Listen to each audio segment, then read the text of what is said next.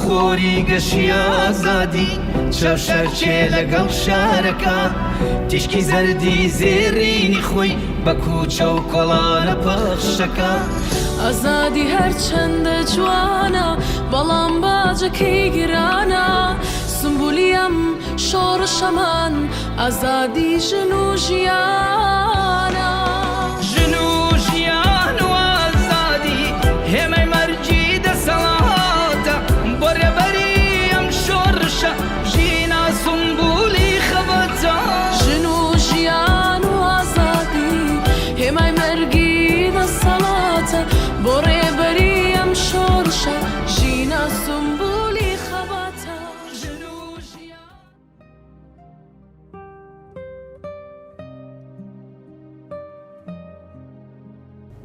من بە تەنیا نیشتمان نیم، من بە تەنیا ڕەچەشکێنی قورسە بەفری سەرڕێگانیم، من بە تەنیا دەنگی هەڵدانی بانگی مافیگەل نیم، من بە تەنیا لافاوی زبڵە بەری سەرشەقامی شار نیم. هەموو وەرن با پێکەوە ڕەچەی قورسە بەفر پشگێنین و دەنگ بۆ مافمان هەڵبڕین و فرمێسکی خەمی چاوەکانمان بکەین بە لافاوێک تا هەموومان لە دیدی بێگانە ڕزگار بین و ببین بە نیشتمانێک.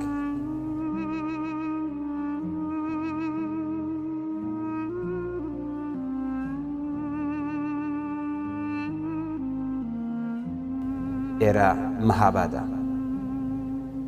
ئێرە قیبلەگای وەفادارانە، ئێرە نەزرگای ئەویندارانە، نیشانە و ڕەمزی چۆکدانەدانە، ئێرە ئارامگای نەسلی سووری دوژمن بەزێنە، سمبولی بەرخۆدان و ڕاسان و خرۆشانە،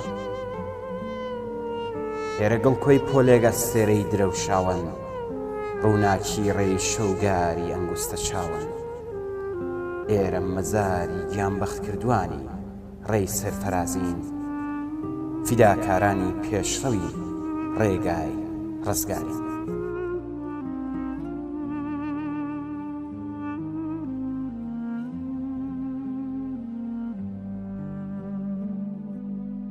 بەرز و بەڕێز بێت یادی ئازیزی هەمیشە زیندوو، شەهید شۆڕش نیکنام گیانبەخت کردووی شۆڕشی ژینە. شاری مەهاباد هەروەک مێژووی خۆی بەردەوام لە ئامێزیدا لاوانی شۆڕشگێڕ و یاخی لە ستەم پەروەردە دەکات. ئەم شارە سوورە بە خوێنی لاوانێک کە هەر لە سەرەتای شۆڕشی گەلانی ئێران تا بە ئەمڕۆ بە شۆڕش و خۆڕاگری وازیان نەهێناوە و چۆکیان دانەنواندووە. لە دوای 25 خەرمانان ئەو ڕۆژە ڕەشەی کە تێیدا ژینای جوانە مەرگ بە دەست پارێزەرانی جەهل و خورافەوە گیانی ئازیزی لەدەستدا، لەگەڵ دەستپێکردنی ناڕزایەتی خەڵکی شۆڕشگێڕی کوردستان دەش بەم جینایەتە شاری مەهابادی خۆڕاگر و شۆڕشگێڕیش بە مانگرتنی گشتیەوە وەک هەمیشە پەیوەست بوون و ڕۆژانی دواتر زۆر تێکۆشەرانە لە خۆپیشاندانەکانی سەرشەقام دژ بە ڕژیمی جەنایەتکاری کۆماری ئیسلامی بەشدار بوو. کۆماری ئیسلامی هەروەک پیشەی خۆی و لە نیگەرانی لە تووڕەی خەڵک جارێکی تر دەستیدایە جەنایەتێکی بێوێنە لە کوردستان بە تایبەت شاری مەهاباد و ئەو شارەی بە خوێنی لاوەکانمان سوورتر لە جاران کرد. یەکێک لەو لاوە خوێن گەرم و بوێر و شۆڕشگێڕانە شەهید شۆڕش نیکنام لاوی تینووی ئازادی و ماندوو لە ژیان لە ژێر دەسەڵاتی کۆماری ئیسلامی.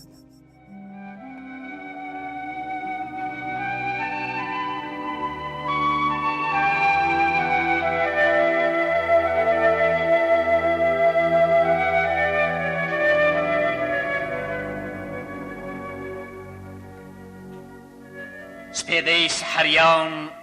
کە ئێستاش مەلان لە خەودان و گزنجی هەتاو دەرنەکەوتووە، بڕیاری وەستانی شەڕ و لە شوێن ئەویش ڕێژنەیەک ڕێکبارێک نیشانە لە دڵی پڕ لە ئەوینی دەگرێ سایەڵەی دەنجی خرۆشاوی لاوێک دێتە بەرگوێ مەرگ مەرجێکی حەتمی لە چاوەڕوانیتدایە و خوێنی سووری من نەمامی ڕێبازێک ئاو دێر دەکات کە موشتەی ئاسۆیەکی ڕوون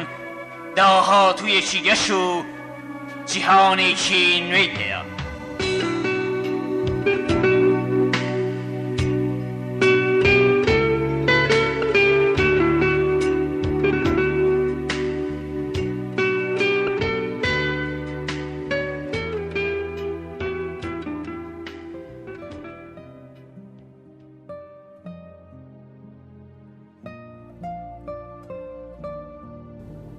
شەهید شۆڕش نیکنام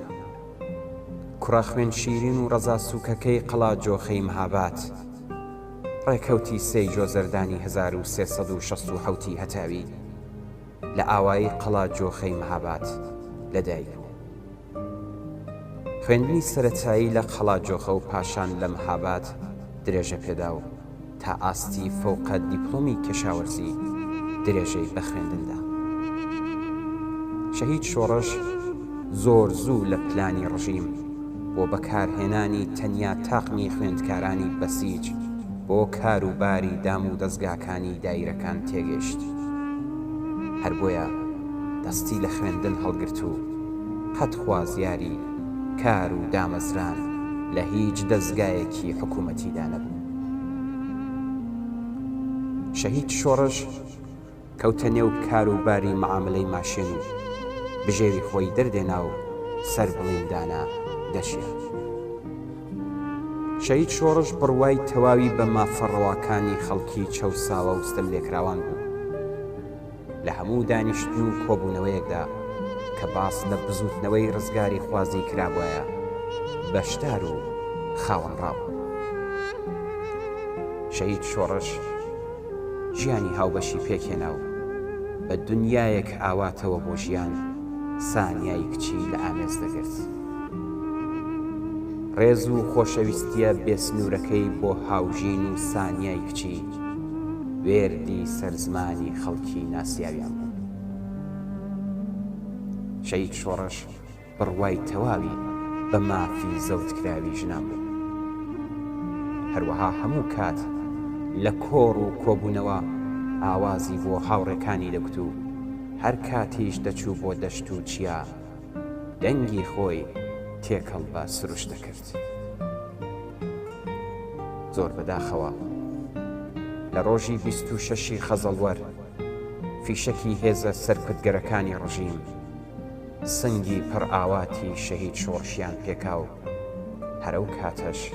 لەلایەن خەڵکەوە گەیاندرایان نەخۆشخانەی خومەینی لە مەهاباد. پاش 5 ڕۆژ بەڕێی نەخۆشخانەی سەید شوهەدا لە ڕزایە کراوە. زۆر بەداخەوە ڕۆژی 6 سەرماوەزی 1401 هەتاوی دڵا گەورە و قەت نەسرەوتووەکەی لە لێدان کەوت و تێکەڵ بە کاروانی گیانبەخت کردوانی شۆڕشی ژینا بوو و بەهۆی گوشاری هێزە سەرکردگەرەکانی ڕژیم بۆ سەر بنەماڵەی شەهید شۆڕش کاتژمێر 4 بەرەبەیان لە ئاوایی قەڵا جۆغا بە بێدەنگی بە خاکیان.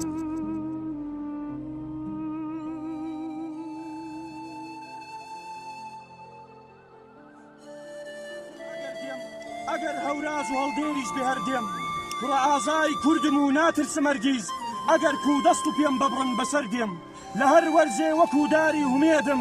خەزانیش بێ چرۆ دەگرم وەبەردێم ڕەقیب نازانێ بەم ئەشک و ئەوینە بێ بەسەر دێم بێتە تەر دێم بێ خەبەر دێم برۆی شمشیری نیگای کچی کورد لە مەیدانی ئەویندا بێ سپەر دێم سیاسەت فێڵە خۆ لەم کوردە دەکرێ لە مەولا خۆم لە سارەی خۆم وەگەردێم خیاونەت گەلچی ڕیشەیدا کوتاوە بە یەکزیری لە فێڵ و مەکری دەردێم شەوی تاریکی ئێمە دەرزی بردۆ گەلۆ موژدا وەکو خۆری سەعەردێم بە شێعرم هەر وەکو باران دەبارم لە ماکۆ تاکو کۆتا ئاوێر دێم لە بانە تا بە هەولێر تا مەهاباد لە ئیلام تا شنۆ دوور لە کەسەر دێم هەڵای ئیشقم لە ڕووخان نایە هەرگیز هەڵای ئیشقم لە ڕووخان نایە هەرگیز وەکو ئازادی بێخۆک و بەکەردێ شەهید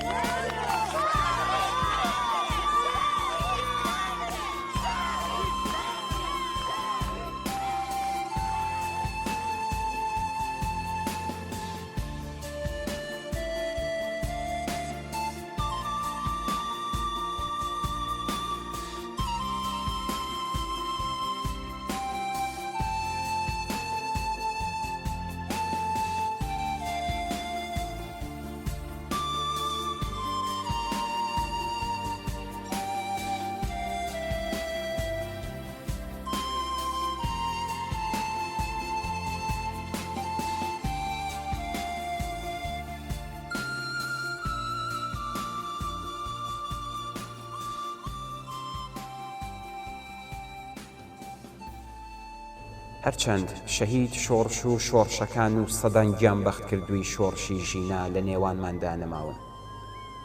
بەڵام هەروەک لە سەرەتادا باسمان کرد، کوردستان بە تایبەت شاری مەهاباد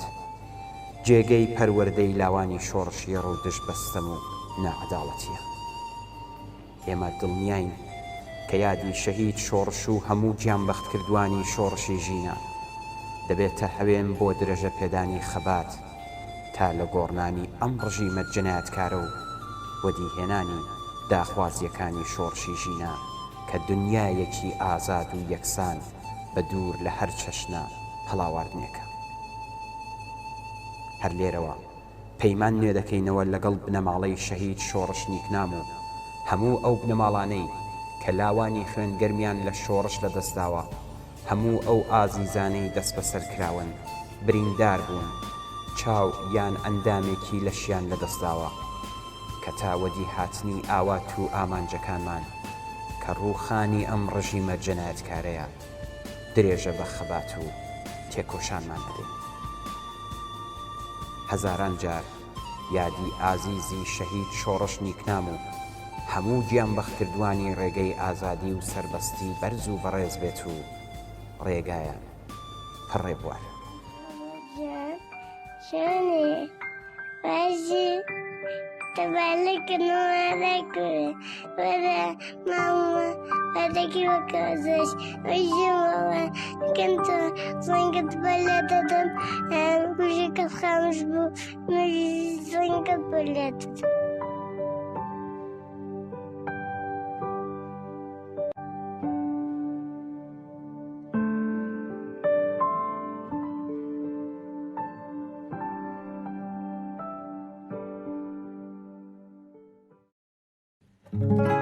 چاوم مومی تامنتا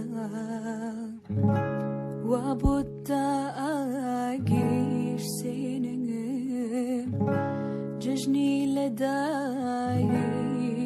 بونتا روحم بدیاری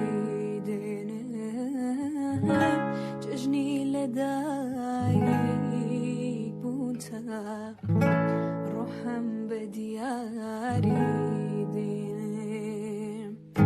گلی باغی جیانم رگی جینت گل رش بی گلی باغی جیانم رگی جینت گل رش بی لتامنی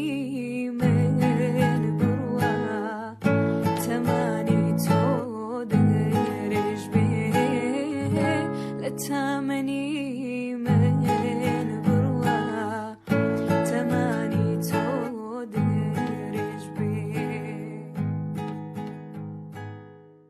جكي گرانا سنبوليم شور شمان ازادي جنوجيا